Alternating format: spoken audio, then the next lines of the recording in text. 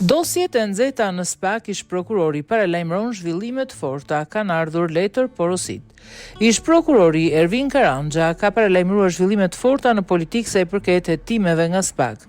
Karanja deklaroi se prokuroria e posaçme po heton disa dosje të nxehta. Ai shtoi se kanë ardhur letër porosit nga organet e drejtësisë, nga vendet e huaja, si edhe në ditët në vijim priten dhe ndalime apo arestime.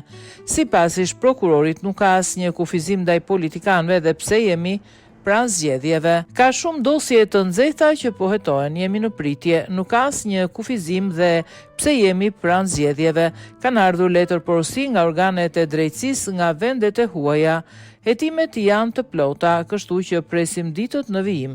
Sa i përket listave, njerëzit kanë të drejtë të zgjedhin. Për shembull, është një i arrestuar dhe zgjidhet deputet, ndiqen hap pas hapi sepse ai fiton imunitet, ka thënë Karanja.